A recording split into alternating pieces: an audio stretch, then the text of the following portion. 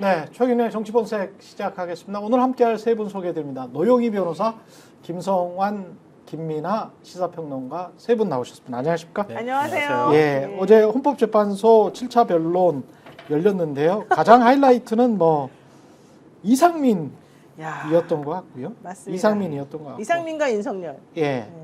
윤석열은 워낙 뭐 윤석열 씨 이 사람은 말도 안 되는 소리를 하긴 하지만 국회에서 폭력을 행사한 게 군인이 아니라 시민들이다. 시민들이 떼찌떼찌 군인들을 그러니까 시민들이 때렸다. 국회에 담 넘어가가지고 들어가서 국회를 뭐라 할까요? 위험에 빠뜨려서 그 경호 경비를 위해서 개헌군을 투입했고 오히려 시민들이 개헌군을 두드려 팼다. 대한민국 국민들의 눈이 다 삐뚤어져 있다고 생각하는 모양이에요. 근데 이거 보면서 저는 이 사람 갈 때까지 갔다 이제 끝난 이미 끝난 네. 자포자기 상태에서 막 아무 말이나 하는 네. 아무 말 대잔치 같은 그런 생각. 아니면은 자기 주변에 있는 사람들은 자기한테 끊임없이 변호인들이 그렇게 얘기를 해주는 모양인지 변호인들도 모르겠는데 비슷한 생각인 것 같고. 네. 네. 완전히 거기에 그런 식의 생각만 뭐 나눌 수 있는 사람만 주변에 있으니까 그렇죠. 이 사람은 완전히 자기혁신범, 완전한 자기혁신범이에요. 자기 일종의 그 도착이라 그래야 되나? 그러니까 생각 자체가 완전히 뒤집어져 있는 사람인 거예요. 근데 그거밖에 지금 할 얘기가 없으니까 그렇게 주장하고 있는 건데요. 맞아요. 그러니까 저는 개인적으로 그런 생각했어요. 이렇게 현재 변론들이 탄핵 심판이 진행이 되면 될수록 윤석열이 얼마나 황당한 사람인지가 드러날 것이다. 자연스럽게. 아마 이번 주에 그 한 2주 동안 하셨던 갤럽 조사 결과가 나올 텐데요. 조사 결과 나오면은 틀림없이 아마 이전과는 조금 다르게 탄핵 찬성 여론이 올라간다거나 이렇게 나올 거라고 생각해요. 최근에 나온 것도 탄핵 찬성 여론은 70몇 프로로 나왔어요. 그렇죠. 네, 이미. 네. 그리고 윤석열이 잘못했다는 것도 역시 70몇 프로 나와가지고 분위기는 그런데 특히 제가 중앙일보하고 오마이뉴스에서 공동으로 보도했던 강원택 교수 서울대 정치학과 네. 강원택 교수 네. 거기 보면 보수층을 좀 세분해가지고 맞아요. 맞아요. 보도를 하잖아요. 강성, 온건, 중도 보수 그렇죠. 이렇게 나눴는데 네. 강성 쪽은 확실히 윤석열 쪽 지지 쪽에 기울어져 있는데 근데 그게 얼마 안 돼 보수에서. 온건하고 합리적 보수라고 할 수 있는 중도 보수 네. 이런 보수층도 분명히 존재한다는 게 확인이 되고 있고요. 그리고 그 사람들이 많다. 근데 그 사람들은 과소 표집되고 표현되고 있지. 그렇지. 그렇게 지금 여론조사가 그렇다고 볼 수 있고요. 그렇죠. 어제 조사 결과 중에서 동아시아연구원이 한 거, 동아시아연구원이 또 이거 뭐야? 뭐 민간 뭐 들어보지도 못한 곳이야 이렇게 생각하실 수 있을 것 같은데요. 비영리 민간 싱크탱크입니다. 하영선 서울대 명예교수가 이사장, 하영선 교수, 손열 연세대 국제대학원 교수가 원장, 예. 강원택 서울대 정치학부 교수가 민주주의 연구센터장을 지금 맡고 있는데요. 예. 그러니까 전문가들이 참여하고 있는 곳이다 이렇게 생각하시면 될 것 같고요. 여기에서 1월 22일, 23일 성인 1,514명을 대상으로 웹조사 방식으로 이제 그 조사를 했어요. 예. 근데 웹조사는 이게 뭐야? 뭐 인터넷으로 조사한 건데 이메일 조사한 게 이게 신뢰성이 있어 이렇게 생각하실 것 같은데 트럼프 당선 예측을 맞춘 게 웹조사이기도 해요. 웹조사가 완전히 신뢰성이 떨어지는 건 아니에요. 그러니까 오히려 지금 여론조사 방식은 전화 면접을 통해 가지고 그 대상이 예를 들면 지역이야, 성이야, 그 다음에 나이야, 요것만 묻는 거거든요. 근데 그 사람이 거짓말을 해도 몰라. 증명할 방법이 없잖아요. 그렇죠. 그리고 진보야, 보수야, 중도야 이렇게 묻는 거란 말이에요. 그러면 그 사람이 어떻게 적극적으로 답변하느냐에 따라서 여론조사 표집이 달라질 수 있거든요. 그리고 또 그 전화를 받을 만한 시각, ARS 조사는 아예 빼고 전화 면접 조사를 하더라도 받을 만한 전화를 돌릴 만한 시각에 어떤 층위가 주로 표집이 되느냐 이거에 따라서 달라질 수 있어요. 아, 그러니까 예를 들면은 예. 화이트 칼라냐, 블루 칼라냐, 아니면은 여성이냐, 자영업자냐 이런 사람들이 누가 더 응답을 적극적으로 하느냐에 따라서 그 표집도 달라지거든요. 왜냐하면 그건 기본적인 어떤 샘플링에 들어가 있지 않는 거란 말이에요. 연령대나 이런 것만 보는 거기 때문에. 근데 웹조사 방식은 그 층위를 다양하게 할 수가 있는 장점이 그러네. 있을 거예요. 예. 특정 타깃을 정해가지고 이메일을 보내가지고 무작위로 하는 게 아니라 받을 수 있거든요. 그렇죠. 그러니까 우리가 생각하는 것처럼 윤석열 대통령 탄핵에 찬성하는 사람 층위가 상대적으로 고학년층이라든가 이런 사람들 그리고 화이트 칼라나 이런 층들이 많이 있을 수 있거든요. 그렇죠. 그러니까 그런 층이들이 웹조사 방식에 적극적으로 응답할 가능성이 있는 거예요. 그렇죠. 근데 여기에서 보면은 윤석열 대통령의 탄핵 찬성 찬성과 반대가 기존의 여론조사하고는 차이가 나요. 그러니까 기존의 여론조사는 우리가 한 5.5 대 4.5 뭐 이런 정도 수준이라고 그렇죠. 봐야 되거든요. ARS 조사. ARS도 그렇고 예. 사실 전화 면접은 그거보다 조금 더 많이 나오지만 그 정도 나오거든요. 예. 그러니까 많이 봐야 6대 4 안쪽에서 왔다 갔다 한단 말이에요. 그렇죠. 근데 동아시아연구원 조사한 걸 보면은 한 6.4 대 한 3.5 뭐 이 정도 수준이에요. 거의 7대3 수준이야. 그렇지. 그러니까 차이가 확연하게 드러나는 거예요. 우리가 옆에서 보는 민심이랑 비슷하네. 그러네. 그렇죠, 네. 그렇죠. 그러니까 중도층이나 아니면 진보층은 더 많은 거죠. 그렇죠. 중도층은 지금 보수층이 들어갔기 때문에 그 정도 응답이 나오는 거고, 그렇죠. 중도는 그보다 훨씬 더 높다는 얘기가 나오는 거거든요. 예.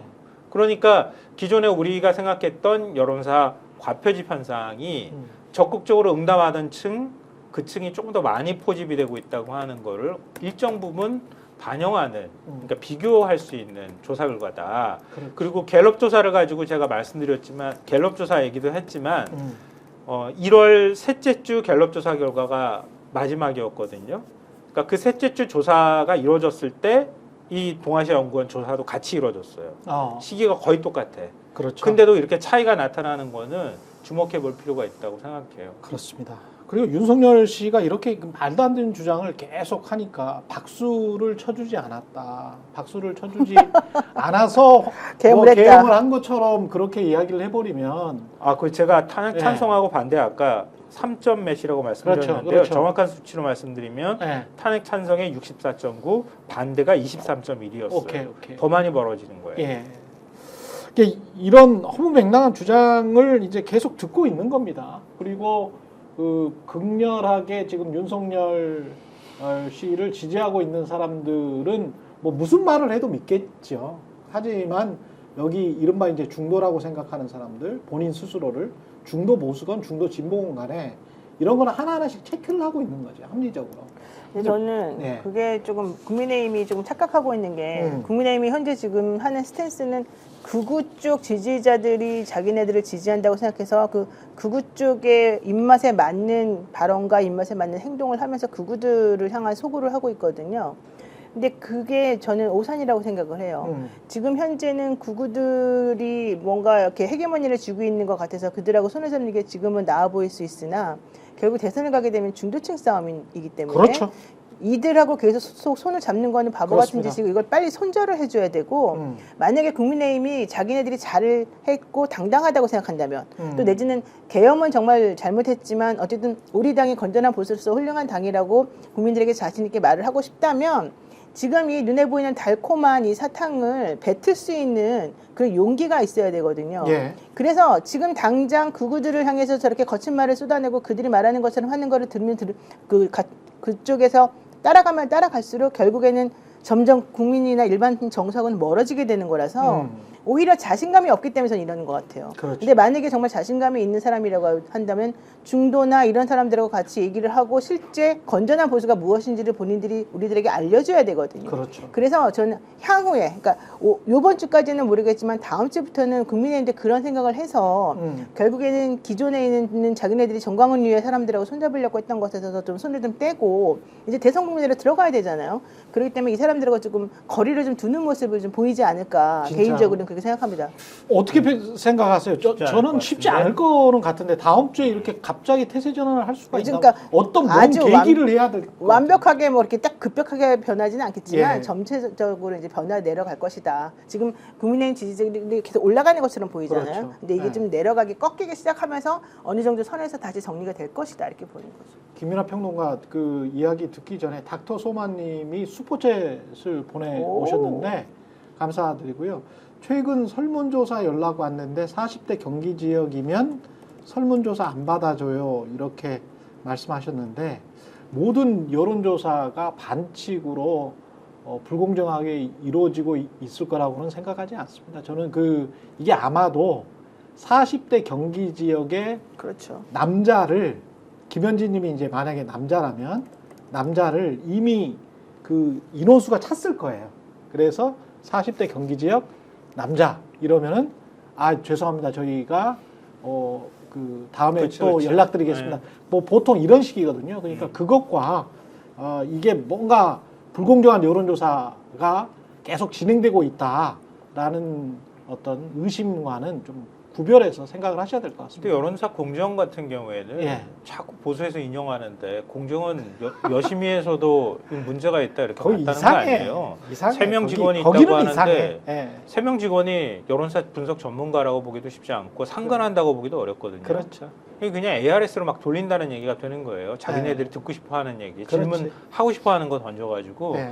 이런 조사 결과는 믿으시면 안 되고요. 주로 ARS 조사는 한번 의심해 보시는 게 좋아요. 근데 사실 여론조사 업계에서는 공공이라는 얘기인데 같은 업계 사람을 공격하기가 어렵잖아요. 예. 그러니까 ARS 조사는 지금과 같은 시기에 그냥 평시 같은 경우에는 그러니까 일반적으로는 거의 비슷하게 나오는 경향이 나타나는데 지금과 같이 여론사가 막 급변하는 시기, 사람들이 숨기고 싶어하거나 적극적으로 드러내고 싶은 욕망이 더 많은 시기, 이런 시기에는 ARS는 과표집되거나 과소표집될 가능성이 많거든요. 그렇죠. 그러니까 상대적으로 전화면접 조사로 나온 여론조사 결과는 예의주시해서 추세를 한번 보시라 이 말씀 드리고 싶어요. 저도 공정에서 전화 몇 번 받았어요. 그래? 예, 아, 근데 다 그래요? 끊어버렸어.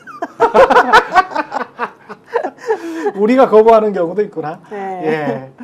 그리고 김민하 평론가는 어떻게 생각하세요? 태세 전환이 지금 한 1, 2주 만에 가능합니까? 만약에 가능하려면 뭘 어떻게 선언하면서 이렇게 피봇을 해야 되죠? 그러니까 해야 되는 건데 우리 상식적인 입장에서는 그렇지. 그러니까 해야 되는 거. 네. 그러니까 지금 아까 말씀하신 동아시아 연구원의 연구 결과 어제 중앙일보 일면 기사거든요. 그러니까 중앙일보가 일면에 그걸 왜 쓰겠습니까?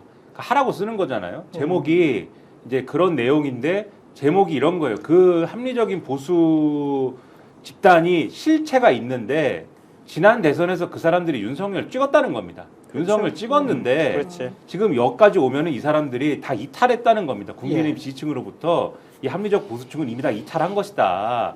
그렇기 때문에 그러면 그런 거를 지금 일면에다가 중앙일보 같은 보수지가 썼다는 거는 이 사람들 빼놓고 그러면 지금 조기 대선 치러야 되는데 치를 수 있는 거냐?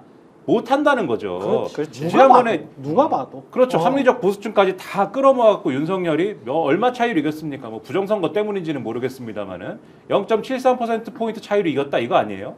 근데 이거 다 빼놓고 어떻게 이기냐? 뭐 이기는 건 꿈도 못 꾸는 것이고 이기는 거는 둘째치고 거의 뭐 원사이드로 지는 거죠. 그 생각을 해야 되지 않겠느냐라는 취지의 일명 구성이었던 건데 이 동아시아 연구원 말씀하셨지만은 여기가 일반적인 여론조사 회사와도 하고도 다른 거예요. 이거는 그렇죠. 여기는 연구를 하는 곳이고 학술적인 연구를 주로 이거 조사해가지고 여론조사 회사처럼 그냥 한번 그냥 언론에 뿌리고 마는 게 아니고 이거 가지고 논문 쓰는 겁니다. 보고서를 아주 깊게 쓰는 그렇죠. 거죠. 그러니까 연구 방법론을 충실하게 기해야 되는 곳이에요. 그러니까는 꼬장꼬장하게 합니다. 그렇죠. 예. 그러니까 일반적인 여론조사의 여론조사 방법론보다도 더 이제 말씀하신 대로 검증이라든가 연구 방법론을 이제 자세하게 해야 되는 곳이기 때문에 그렇기 때문에 이게 신뢰성이 있는 거. 제가 알기로 과거에도 동아시아 연구원에서 이 한 중요한 연구들이 뭐 이 언론에 보도된 게 몇 가지가 있어요. 그렇죠. 최근 선거에 사이에 대한 인식 조사나 이런 거 그런 것도 있고 뭐 정당 일체감에 대한 조사도 있고 맞아, 뭐 맞아. 2030의 뭐 이념적 성향 뭐 이런 것도 있고 뭐 여러 가지가 있기 때문에 이거 무시할 수 있는 조사가 아니란 말이죠. 그러면 이런 것까지 보수지들이 이렇게 주목을 하고 있으면 당연히 지금 말씀하신 것처럼 이제는 대세 전환해야 된다 이런 게 나와야 되는데 국민의힘이 지금 당원 구성도 그렇고 자기 지지층 이미 떠난 사람들 단기적으로 이제 좀 되돌려 놓을 수 있을 것이냐에 대한 자신감 부족 지금 말씀하셨듯이 이런 것에 처해 있는 상황에서 누가 그러면 이 키를 잡고 용기 있게 자 우리는 그럼 다시 중도를 잡으러 가야 됩니다 이 얘기를 누가 할 수 있을 것이냐 그렇지. 얘기를 할 만한 사람이 제가 볼 때는 이게 마땅치가 않다. 예를 들면 쌍권들 비대위원장과 원내대표 지금 자기들이 뭐 이 국민의힘을 전체적으로 책임지고 내가 한번 가보겠다 이렇게 생각하는 사람들이 아닌 거지 않습니까? 지금 한철 장사하는 거지 않습니까? 그렇죠. 자기들이 뭐 정권을 자기가 대선 후보 나와가지고 정권을 지금 뭐 책임지는 그런 상황도 아닌 것이고 그러면 대권 주자들이 내가 대선 치러야 되니까는 중도로 가야 됩니다 이 주장을 할 수 있어야 되는데 지금 다 어디에 꽂혀 있는 겁니까? 경선에 꽂혀 있는 거잖아요.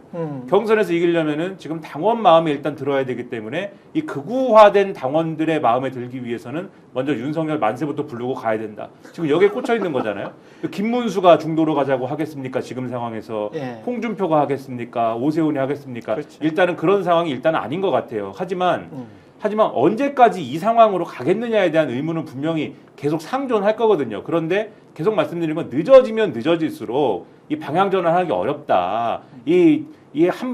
뛰다가 한 번 방향 전환을 급격하게 하면 연골이 나가버리는 거 아니겠습니까? 그렇죠. 그러니까는 제발 정신을 차리고 서서히 속도를 줄여가면서라도 이제는 방향 전환을 준비하지 않으면은 다리가 부러진다 이 말씀을 계속 드리는 그게 거죠. 그래서 바로 한동훈 대표에 대해서 제가 주목하는 건데요. 한동훈 대표가 이번 달 안으로 나올 거거든요. 아, 예, 그래서 원래는 2월 중순에 나온다 그랬는데 예. 제가 보기에 그거보다 조금 늦어져서 다음 주나 그 다음 주 정도는 무조건 나올 것 같아요. 근데 지금 김용현 장관의 변호인들이 한동훈 대표를 내란죄를 막 고소하고 별별 짓들은 다 하고 있잖아요. 그러니까 오히려 모든 책임을 다 그쪽이 전가하고. 근데 한동훈 전 대표의 스탠스는 원칙적으로 윤석열 계엄 잘못됐다, 윤석열 옳지 않다 이런 스탠스였고 지금 김종인 전 비대위원장도 제일 중도 확장성이 좋은 사람은 한동훈이다 얘기하잖아요. 예. 그럼 지금 나와 있는 후보들 중에서는 사실은 한동훈밖에 없어요. 그런 말을 해줄 사람이. 그런데다가 이제 명태균 특검법을 지금 민주당에서 발의를 했잖아요. 그럼 그게 물론 최상목 대행이 그거를 거부를 할 가능성도 있겠지만 그렇다 하더라도 지금 한동훈 스탠스에 좀 지지세를 보이고 있는 사람들이 그 의원이 한 10명만 지금 붙어주면 되는 거거든요. 이제 그런 것들 따라 변수가 조금 달라질 것이고 한동훈이 나와가지고 말을 해주는 순간부터 이제 분위기는 좀 달아오르게 돼 있다. 그리고 실제 한동훈은 윤석열과 어쨌든 거리를 둘 수밖에 없는 구조이기 때문에 뭐 능력의 문제 이런 거 다 떠나가지고 그럼 이제 그게 이제 하나의 신호탄이 될 수 있을 것이다. 저는 이제 그렇게 보는 거죠. 뭐 친한계 인사를 만날 기회가 있어서요. 자, 빨리 나와라. 자, 그런 얘기도 했고요. 한동훈 빨리 나와라. 나올 생각이 있느냐? 뭐 이렇게 또 묻기도 했었는데요.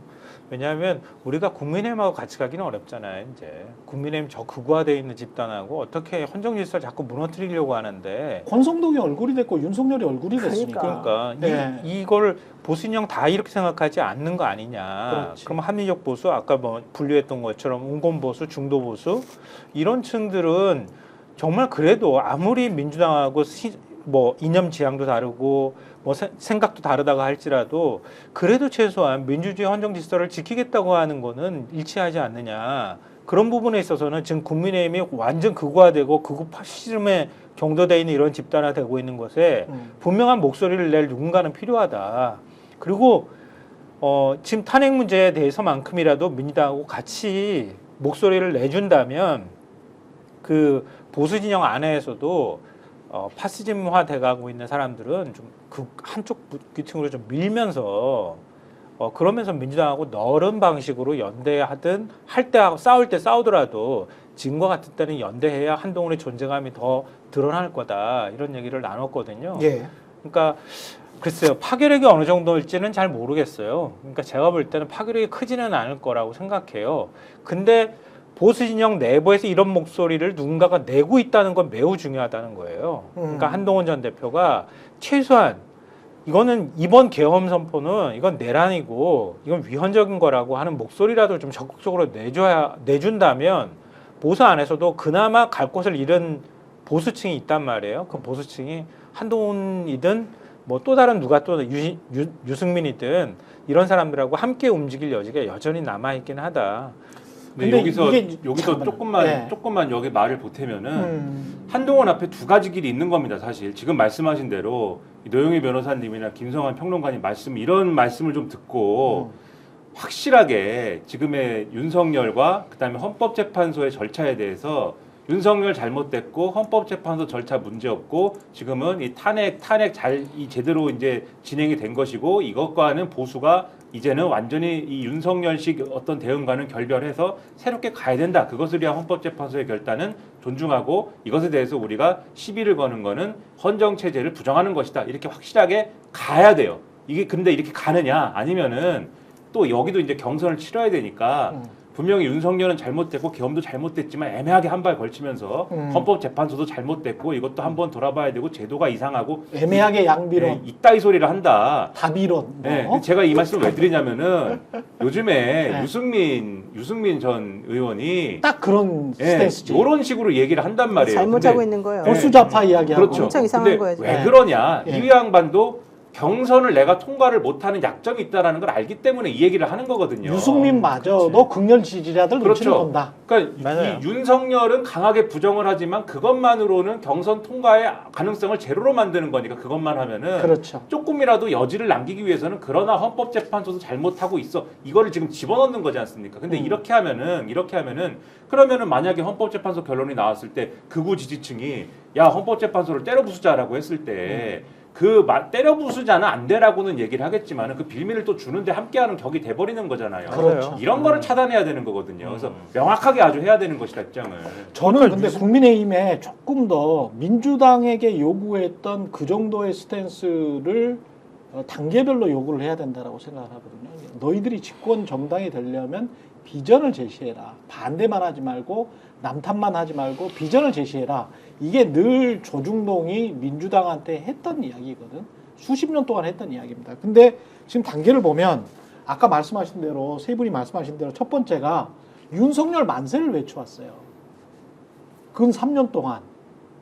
대선 후보 때까지 생각하면 3년이 넘네요. 윤석열 만세를 외쳐왔습니다. 두 번째, 문재인 탓, 이재명 탓만 해왔습니다. 그죠? 그리고 아무것도 없었어. 그렇죠. 그리고 아무것도 없었다고.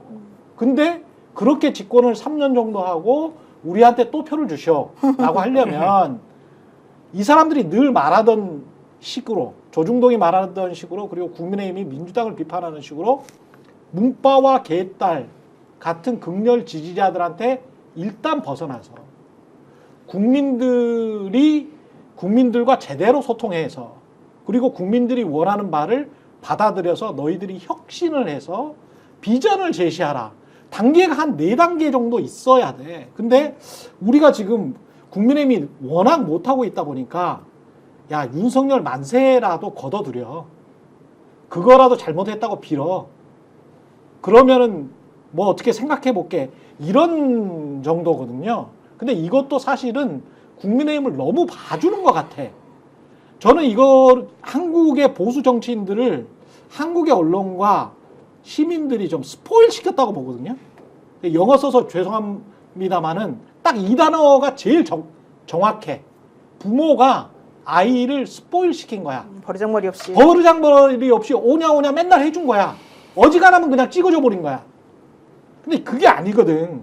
민주당한테 엄격하게 요구했던 것처럼 야 문바들한테 벗어나. 개딸들한테 벗어나.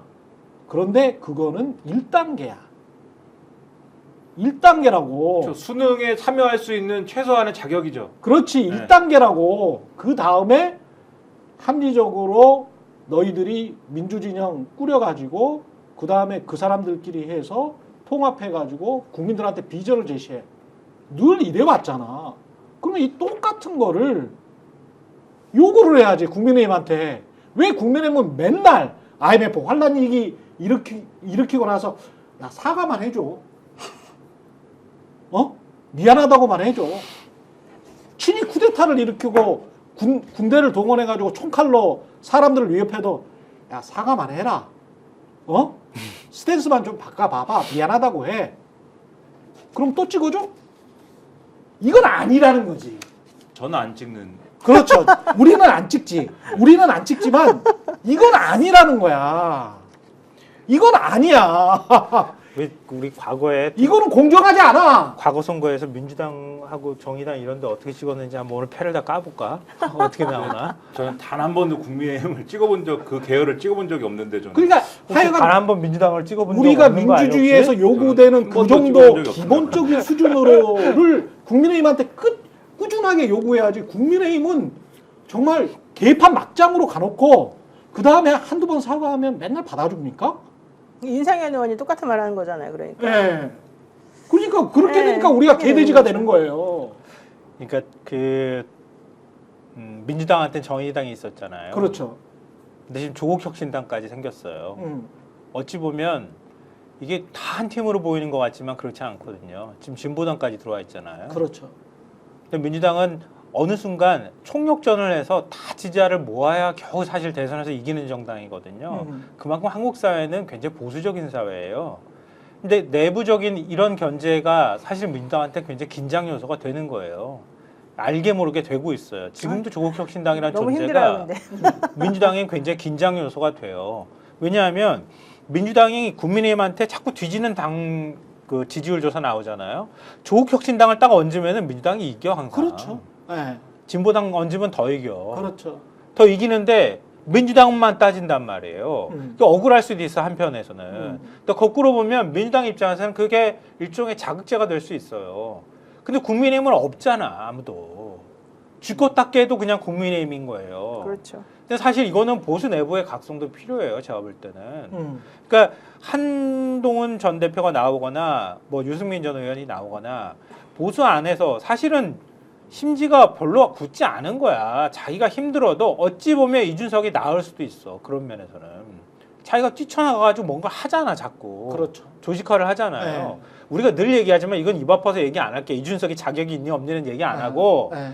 어찌됐든 그 안에서의 경쟁 구도나 견제하려고 하는 힘들이 작동을 해야 그래야 보수도 건전해지는 거예요. 근데 그거를 이번에 기대하고 싶지는 않지만 이런 사람들이 그나마 이런 일을 해줘야 대한민국이 더 극우화되거나 파시즘화되거나 하는 걸 막을 수 있다고 근데 보는 거죠. 이런 방법도 있어요. 국민의힘이 한 10석 정도의 소수 정당으로 전락을 하고 민주당이 진짜 보수 리버럴 정당이 되면 돼. 네, 그리고 새로운 진보 정당이 나타나면 돼요. 그리고 민주당의 성향 자체가 사실은 지금까지 보수 리버럴 정당이었지. 이 정당 아니 김대중 노무현이 했던 대표적인 정책이 신자유주의 아니었습니까? 그렇죠. 신자유주의 한다고 진보 정당들이나 시민 사회에서 노동자들 버린다고 하면서 투쟁 많이 했잖아요. 그러면 이제까지 했던 것들 쭉 봐보면 있잖아요. 중산층 보수주의 정당이야. 아니, 민주당이. 민주당도 맞아요. 빨갱인데 그러면 빨빨갱이가 생겨야 된다. 아니 그러니까 그거는 그 기준이야. 그 기준은 국민의힘 기준이고 완전히 극우파들 기준이고 그 기준에서 따라서 우리가 우리의 정치 지형을 재편할 필요는 없지. 지금 있는 대로 자연스러운 대로 생긴 대로 민주당 그냥 보수 리버럴 정당이면 그냥 그걸로 안착하게 놔두고 그리고 그게 더 좌측이 필요하다 그러면 진보 정당을 만들어서 또 그게 더 필요해서 육성시켜야 되겠다라고 하면 시민들이 또 육성을 시켜줘야지. 근데 이런 극우 정당들은 사실은 10석 이하로 가는 게 한국 정치에 바람직하죠. 뭐 이 사람들이 계속 이런 주장을 하면은 뭐 어쩔 수는 없죠. 이 사람들을 뭐 우리 자유민주주의 체제에서 때려 죽여 뭐 윤석열처럼 계엄해서 이틀막을 해. 그렇게 할 수는 없잖아요. 우리가 자유민주주의자들이니까. 그렇게 할 수는 없지. 하지만 이자들이 다시는 주류 세력으로 바로 하지 못하도록 시민들이 민주주의 교육을 제대로 하고 이참에 이들과는 결별하자라는 생각을 굳게 헤어질 결심을 하는 게 중요하지 않겠습니까? 당연히만 헤어질 결심을 합니까? 월요일에도 뭐 그런 얘기 잠깐 했지만 예. 그러니까 네. 다음 정부가 들어서면 다음 정부는 이 극우를 뽑아내는 것도 힘들 버거운 정부일 거예요. 왜냐하면 지금 인권위도 보시면 아시겠지만 인권위원들 지금 임명된 게 임기 3년인가 그렇잖아요. 그럼 임기 1년도 안 됐어. 1년 조금 넘거나. 그렇지. 이런 인권위를 어떻게 두겠어요. 근데 그렇다고 해가지고 또 인권위원장 너 그만둬 그런 다음에 막 감사 들어가가지고 막 뒤져? 그거 안 된단 말이에요. 아마 버틸 거예요. 이런 현상이 정부 곳곳에 굉장히 많이 있을 거예요. 그러니까 그런 부분들을 정리하는 작업을 하는 것만으로도 다음 정부는 굉장히 버겁다. 그럴 때 그러니까 정부가 뭐 지금 여러 가지 대안들을 얘기하고 있지만 다시 한 번만 좀 돌아보면서 지금 말씀하셨던 것처럼 이런 것들을 좀 차근차근 정리하는 작업들을 했으면 좋겠어요. 반대편에 막 극우가 막 반대 집회하고 이런 것들에 너무 신경 쓰지 말고 갈 길을 가면서 그렇습니다. 정리 작업을 했으면 좋겠어요. 그 이상민 어제 하이라이트했던 이상민 같은 경우는 단전 단수가 적혀 있는 그 문건을 저 멀리에서 봤는데 가다가 생각해 보니까 좀 걱정이 돼가지고 소방청장한테 안전사고가 일어날지도 모르니 유의하라고 전화를 했다. 자, 근데 보세요. 제 자리하고 최경영 그 앵커 멀리서 자리하고 봤어. 자 이렇게 있어요. 이거는 가까운데. 그 보세요. 대통령하고 그냥 뭐 국무회의가 없었지만 솔직히 네. 제가 봤을 때 몇 명 데려다 놓고 이제 한 건데 그렇죠. 그 자리에 이상민이 있었다고 칩시다. 네. 이상민하고 윤석열 대통령 자리가 이거보다 더 가까울 수는 없을 거예요. 그렇죠. 그 구조상. 크니까. 근데 안 회의실이. 보여요. 지금 최경영 안 앵커 보죠? 위에 종이에 뭐가 잔뜩 써 있잖아요. 이상민도 노안일 거 아니야. 나는 연세가 그분도 연세가 노안일 거잖아. 잠깐만. 나는 저 내용을 알아. 저 종이가 뭔지. 그렇지. 그런데 그거 안 보여. 안 보여. 아무것도 안 보여. 근데 어떻게 이렇게 뻔한 거짓말을 하면서 나는 단전단수라고 써 있는 거는 봤다. 소방청 이것도 그렇죠. 봤다. 근데 나는 내가 지시는 안 받았다. 그냥 내가 그냥 혼자 알아서 걱정이 돼서 전화했을 뿐이다. 근데 이게 그게 말이 되냐고. 말이 또 안 되는 게 또 꼭 집어서 있잖아. 꼭 집어서 MBC 한겨레 경향 JTBC의 단전 단수인지 안전사고인지를 확인하라고 왜 조선일보는 확인 안 하나? 자기가 알았대. 그것도 봤대.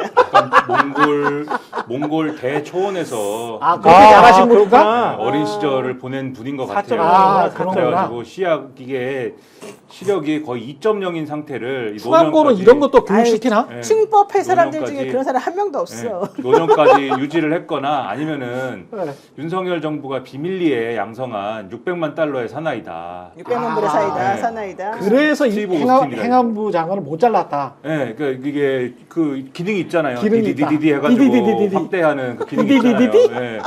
아니. 그런 기능을 사용했다. 근데 이게 이 네. 사람이 이런 황당한 600만 달러의 사나이가 된 이유는 그냥 결국 600만 불이라고 좀 해줘요. 자연스럽게. 600만 불의 불의 사나이. 사나이. 옛날 방식으로. 옛날 네. 방식으로. 옛날 그렇죠. 방식으로다가. 이제 이런 사나이가 된 이유는 결국은 이제 끼워 맞추기식 얘기를 하는 거잖아요.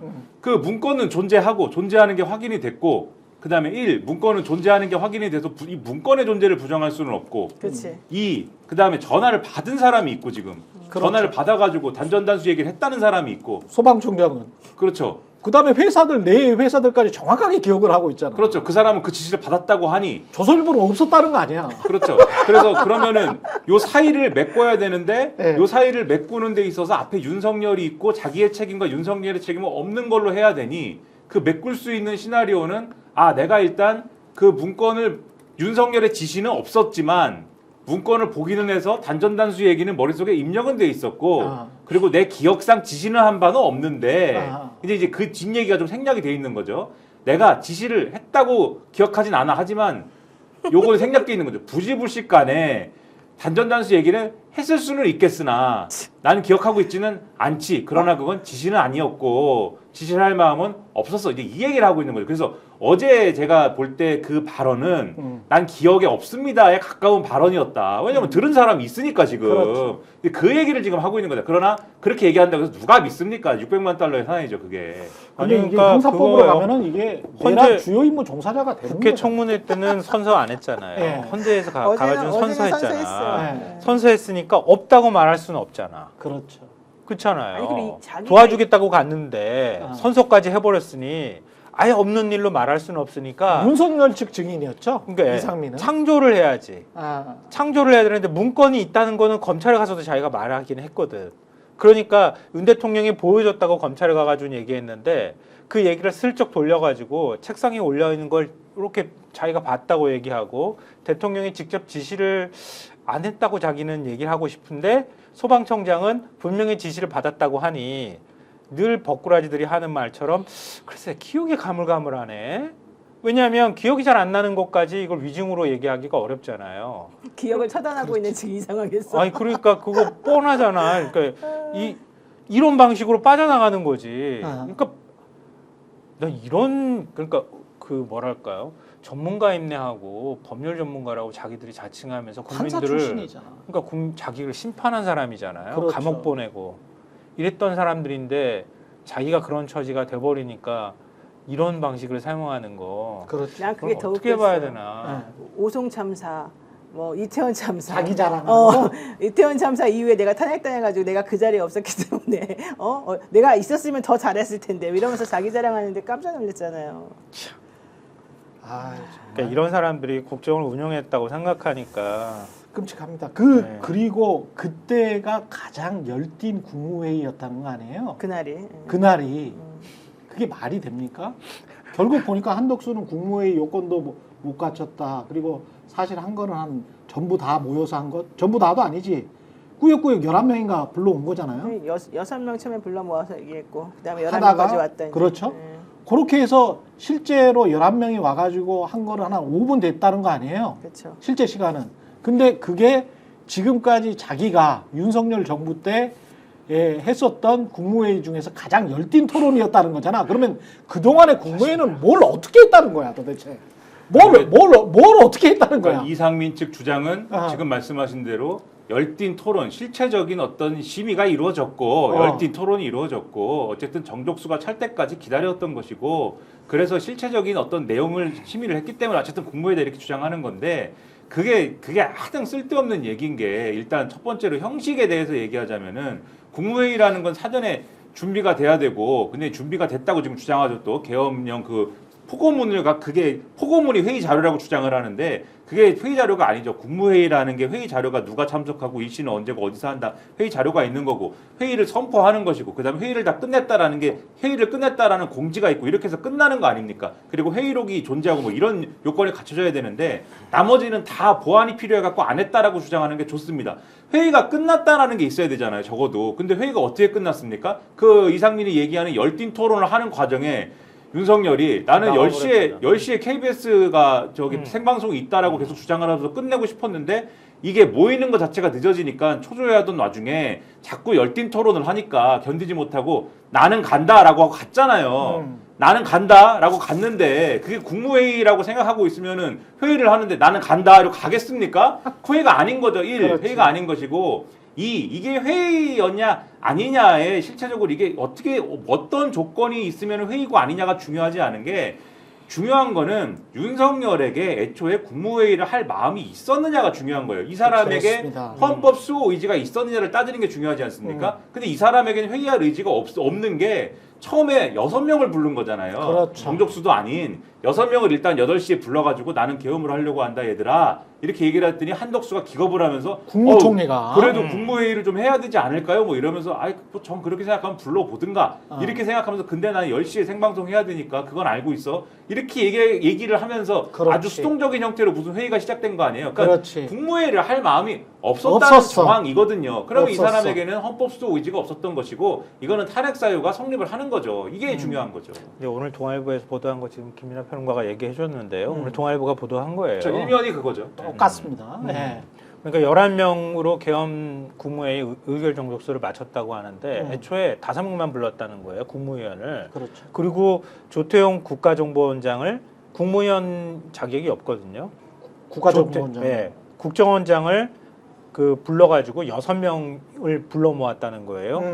6명을 불러 모은 다음에 조태열 장관한테 사모님에게도 말하지 말고 오라. 다른 국무위원들한테는 아무한테도 이야기하지 말고 오라. 이렇게 얘기했다는 거예요. 국무회의 소집하는데 왜 아무한테도 얘기하지 말고 사모님한테도 얘기하지 말아야 될까? 그것도 웃기는 거지. 그러고 난 다음에 아까 얘기한 것처럼 오후 9시 전후에 이상민 전 장관이 대통령실로 들어오니까 그러니까 대통령이 그냥 일방적으로 나 계엄 선포할 거야 이렇게 했다는 거예요. 그러니까 국무위원들이 다 반대했는 이상민은 반대한 사람이 아무도 없다고 하지만 다 반대하고 뭐 정진석 같은 경우에는 거의 뭐 넋을 잃었을 정도라고 그렇게 얘기를 하고 있잖아요. 그러니까 계엄은 안 돼 뭐 이렇게 얘기했다는 거 아니에요. 정진석 비서실장은 지금이야 저렇게 뻔뻔하게 저렇게 얘기하고 다니지만 그러니까 이 얘기 나오자마자 들어가가지고 대통령이 들어가가지고 설득해 보려고 했으나 안 돼가지고 나오면서 대화가 안 되는데 이렇게 얘기했다는 거 아닙니까? 신원식도 안 된다고 왜 반대했다고 얘기를 하고 그렇게 얘기하는데 그렇게 해가지고 한덕수 국무총리가 이렇게 해서는 안 되니 국무회의를 소집하자 이렇게 반대 의견 들어야 된다 얘기를 해서 국무회의를 소집을 해서 국무회의가 열릴 수밖에 없었다. 그리고 오후 10시 17분에야 겨우 11명이 나머지 4명의 장관이 오면서 11명이 채워졌고 대통령이 일방적으로 나 계엄 선포할 거야. 또 똑같은 얘기하고 휙 하고 나가버렸다. 그렇지. 그 의안 번호도 없고 국무회의 그 의안 번호도 없고 그다음에 부서도 안 하고 국무회의 끝마친다는 선언도 없었고 그리고 그냥 계엄 선포 공고도 안 하고 그리고 그냥 계엄군을 그냥 투입한 거야 국회에다가. 그렇지. 그런데 계엄군이 시민들한테 두드려 맞아. 그러니까 이거 어떻게 설명해야 돼? 한덕수 국무총리나 오영주 중소기업부 장관이랄지 이런 사람들이 야 이거는 국무회의가 아니었던 것 같아, 국무회의 아니야 라고 주장하는 것과는 달리 이상민이 자꾸 이거는 국무회의였던 것 같아, 그리고 다른 국무위원들도 국무회의라고 느꼈을 거야 라고 주장하는 이유는 이상민이 좀 빨리 왔고 지방에서, 그리고 본인은 행안부 장관이고 행안부 장관과 국방부 장관은 계엄을 건의할 수 있는 당사자들이기 때문에, 그리고 게다가 본인이 단전단수를 지시를 한 것 같아. 지금 보니까 모든 정황이 거의 확실해. 그러면 본인이 사법적으로 지금 제일 많이 걸리는 사람이잖아. 그렇잖아요. 그럼요. 그러니까 한덕수는 야 국무회의 요건이라도 갖춰. 국무총리니까 그 이야기를 하고 11명을 부랴부랴 불렀고, 그리고 자기는 이게 절차적으로 문제가 있다라고 계속 생각을 한다고 국회에서도 계속 주장을 했잖아요. 그것과는 달리 이상민은 사법적으로 자기가 걸려 있는 거야. 내란 주요 임무 종사자로서 코가 끼어 있는 거야. 잘못하면 그 혐의에 들어가서 이거는 징역 5년 이상 아니에요? 내란 주요 임무 종사자는? 그럼요. 5년인가 10년 이상이잖아. 크잖아. 그러니까 이거는 내가 무슨 뭐 판사, 장관으로서의 명예가 아니고 인생이 끝나는 거잖아요. 그러니까 이 난리를 치는 거지. 그리고 이 쟁점에서 사실 국무회의냐 아니냐를 가장 또 이 정확하게 판별해 줘야 되는, 원래 정상적인 상황에서 판별해 줘야 되는 당사자도 행안부거든요. 사실 그렇죠. 행안부가 해줘야 되는 것이기 때문에 윤석열 입장에서는 이상민이 증언해 주는 게 가장 좋은 모양새죠. 그러니까 지금 말씀하신 것처럼 법적 리스크 때문에 이 두 사람이 이 쟁점에 있어서는 한 배를 타는 거고, 그렇습니다. 한 배를 타야 되기 때문에 윤석열 쪽에서 증인 신청하는 거고, 그렇지. 그래서 이 사람이 나온 거고, 안 그래도 서로 죽고 못 사는 사이니까는 서로 좋은 증언을 하고, 심지어는 회의록 부서하는 문제에 대해서 이상민이 설명하는데 윤석열이 느끼기에 좀 잘못된 설명 같다고 생각을 하니까는 윤석열이 재판 헌법재판관 허가도 안 받고 막 고쳐줘요. 그거를 지금 잘못 얘기한 것 같은데 이런 거 아니야? 이렇게 얘기하니까 이상민이 또 그렇다고 합니다. 이런 찰떡구멍을 보여주는 그런 자리였어요. 이런 황당한 장면을 연출한 것이다. 그리고 아까 제가 얘기한 동아일보 보도, 왜 동아일보 보도라고 얘기 안 했느냐? 그거는 이제 제가 지금 웃으라고 말씀드리는 건데, 동아일보 보도 나오기 전에 어제 제가 다른 방송에서 다 얘기했다. 역시 그냥, 정론이야. 아니 그러니까. 그냥 정론이야. 그냥 얘기 막 웃으라고 말씀드렸습니다. 아, 정론이야. 이 동아일보의 민화일보의 일면을 미리 예측하고 정론이야. 뭐 하는 거야 이 분위기 왜 이래 지금? 누가 자파라고 해? 적응이 안 돼 지금 이 분위기. 누가 자파라고 하냐고 김민아를. 웃으라고 말씀드렸습니다. 동아일보의 사설 내용, 아니 그 일면 내용이랑 똑같은 이야기를 하고 있는데 지금. 아니 근데 어제 그 빨갱이 명단에 없었어요 다들? 그 빨갱이 명단이 원래 발표됐어요? 네, 그 정도의 유명세는 없어서 빨갱이 명단이 발표됐습니다. 네, 그 극우 쪽에서 만든 것으로 판단되고 있는 그분들이. 네, 그 대역죄인 명단이 어제 1번, 들어왔잖아요. 1번 문재인, 그다음에 2번 이재명, 근데 말번이 이제 한강인 것으로. 한강. 그거 봤어. 그 앞에 최강. 그거는 이제 국가기관이 만든 게 아니고. 그럼 당연히 그렇죠. 국가기관이 이걸 왜 만들겠어요? 아니 근데 저는 이 국민의힘의 전신 진짜. 세력이 그 전에 이제 쿠데타도 하고 헌법 질서를 마음대로 유린시키고 이상한 짓을 한 것을 직접 체험한 게 몇 번 있거든요. 100번? 몇 번 있어. 몇 몇 번 번. 있는데 그 중에서 가장 이제 수치스러웠던 것, 제 개인적으로 수치스러웠던 거는 최근으로 이야기를 하자면 권성동 씨가 아마 21년 4월쯤일 거예요.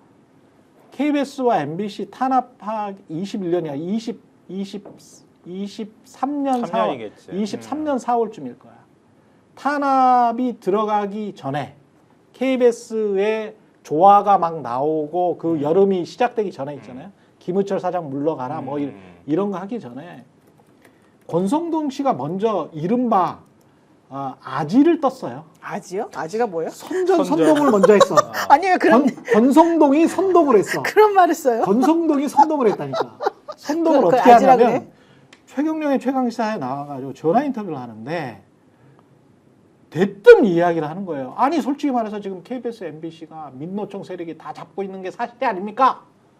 이런 식의 뉘앙스를 이야기를 하면서부터 계속 민노총 좌파, 민노총 좌파, 민노총 좌파 니꼬르, KBS 니꼬르, MBC 니꼬르, 사장들 니꼬르, 최경영 니꼬르 뭐 이렇게 가는 거야.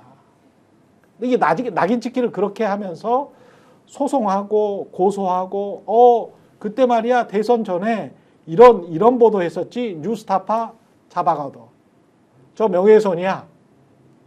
본인들이 이겼는데 대통령 선거 이겼는데 허위사실 유포해서 명예훼손 한 거야. 나 기분이 나빠. 라고 말했는지 안 했는지는 모르겠습니다만은 검찰이 나서서 그래. 어쨌든 아지는 우리 강아지 이름이에요. 아 그렇구나. 아니 대학 다닐 때 공부만 했다고 하는 사람이 무슨 운동권에서 쓰는 용어를 쓰고 먼저 있어. 독을 떴다니까. 먼저 독을 떴어. 왜 독을 뜨냐 이거지. 그러니까 뭘 떠? 이거는 선전선거 이 극우를 부추기고 어떤 정서를 부추겨서 사람들한테 몰려가라. 때려잡아라. 마치 법원을 그냥 깨부시듯이 서부지법을 깨부시듯이 KBS와 MBC를 깨부셔라라는 사인을 누가 시작했냐? 윤석열과 권성동이 시작했어요. 이거 굉장히 이거는 명확하게 하고 갈 일입니다. 그래서 이 사람들이 마치 요 깨부셔라라고 하는 집단과 우리는 별개다. 전혀 아닙니다. 그리고 그 깨부시는데 일조했던 극우 유튜버들 있잖아요. 그 중에서 코미디언도 있어요. 개그맨. 누구요? KBS 개그맨 출신에 누구 있어? 뭐라고 있어? 나중에 보니까 10월 달인가? 가을에 보니까 국민의힘 영입인사라고 해가지고 김기현이 꽃다발을 줬어. 오, 찾아봐야 되겠다. 그게 4월부터 시작해서 6월에 좋아 이렇게 KBS를 두르고 있었고요. 그러면서 각종 극우 유튜버들이 KBS를 점령 시도를 했고요. 거기에서 난장을 피웠잖아요. 난장 피우면서 김영민. 그렇지, 김영민 씨야. 근데 이런 친구들이 김영민 씨가 근데 제 욕을 안 했냐?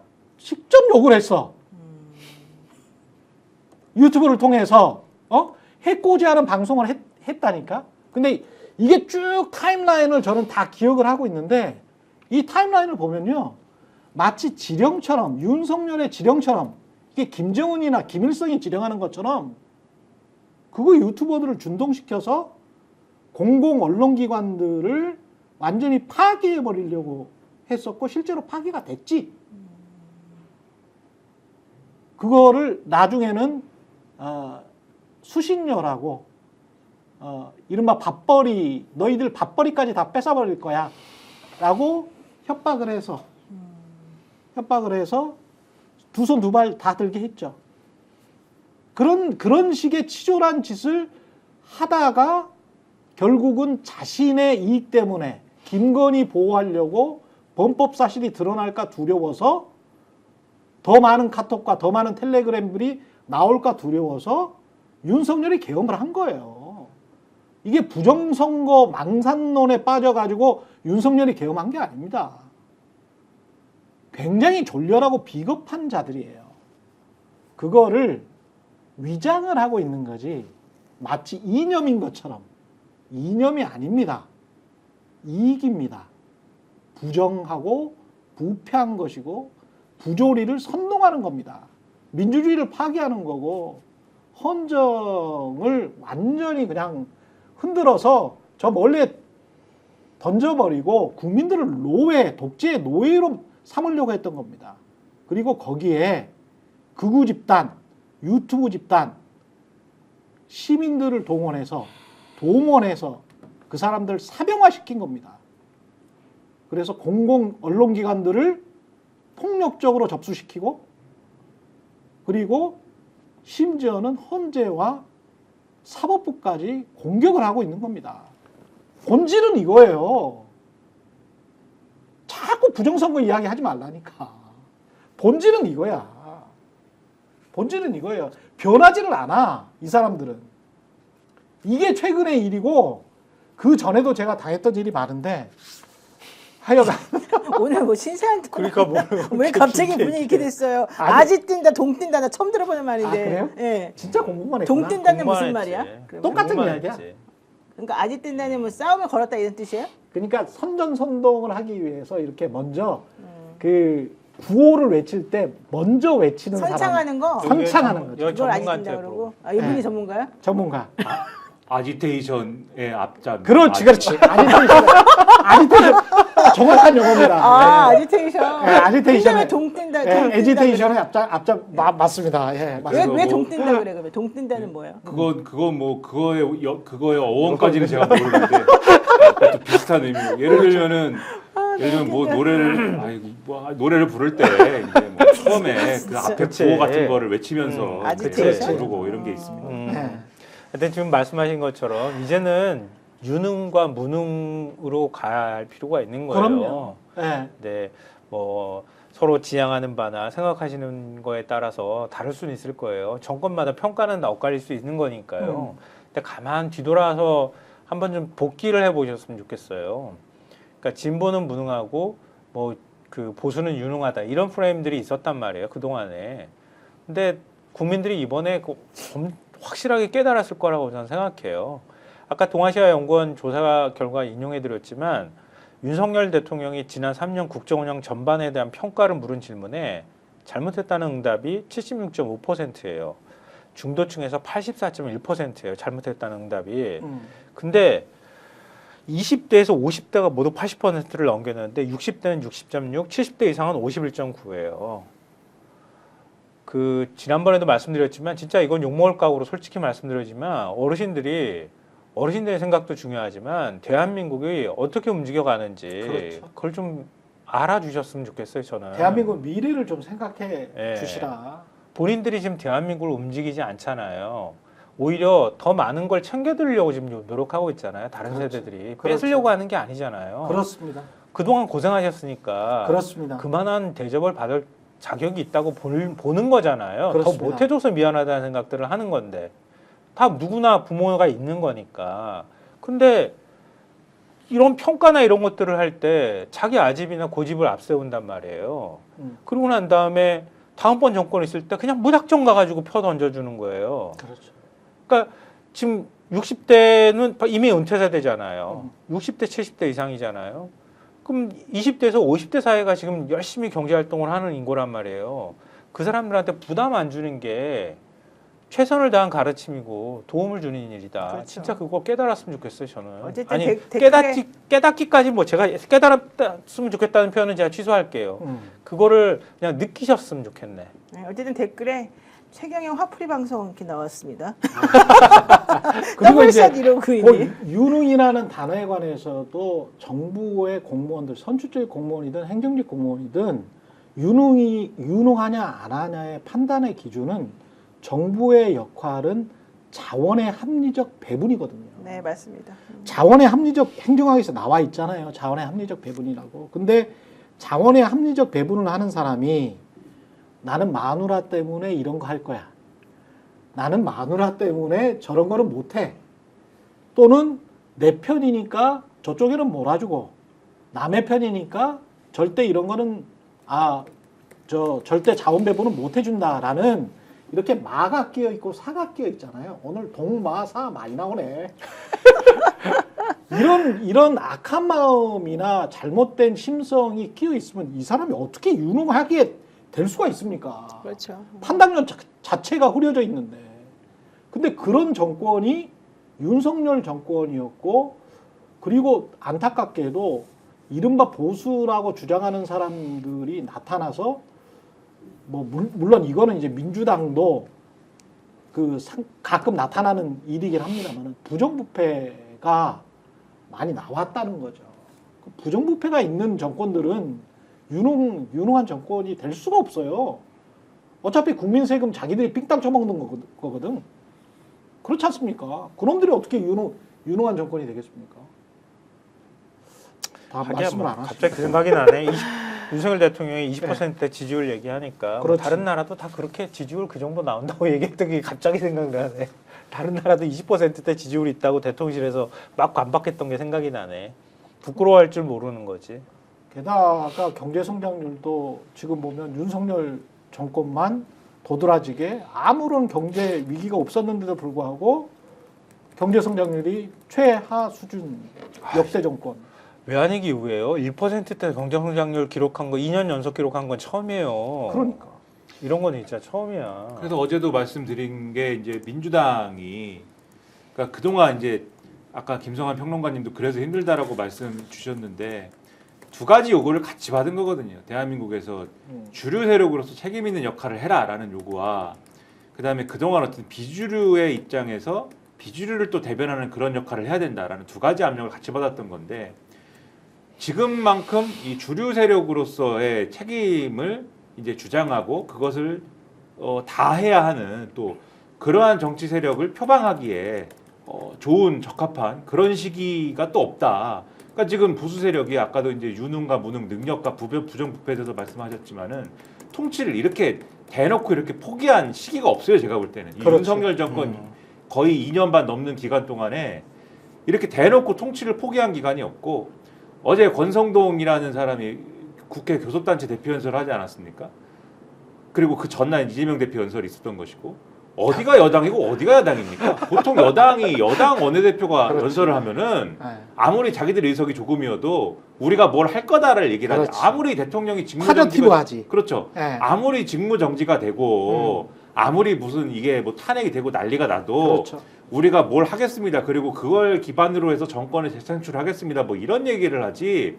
그리고 보통 야당이 윤석열 정권 이거 잘못했다, 저거 잘못했다, 지금도 이런 잘못하고 있다, 이런 정권 바꿔야 된다, 이런 얘기를 하는 거지. 완전히 바뀌었잖아요, 지금. 이재명 대표는 이런 거 하겠다, 저런 거 하겠다, 앞으로 이런 거 해나가겠다, 이런 내용이고. 권성동이라는 분은 이게 계엄은 잘못해서 미안한데 계엄을 할 수밖에 없었던 사정에 대해서 지금부터 말씀드리겠다. 이재명이 이런 잘못을 했고 민주당이 이런 잘못을 했고 이런 엄청난 잘못들이 많았고 이게 완전히 야당이잖아요. 정신 상태가 야당이거든요, 지금. 그러면은 지금부터 사실은 이제는 주류로서의 민주당, 그다음에 이 통치 세력으로서의 민주당 이런 실제로 갖고 있는 역량과 능력 이런 것들을 보여주기에 최적의 상황인 것이다. 그것에 대한 어떤 책임성이나 이런 것들을 좀 발휘할 절호의 기회가 온 것이다. 그러니까는 사실 이런 기회가 또 없어요. 민주당 입장에서는. 그걸 잘 살려야 되는 거예요.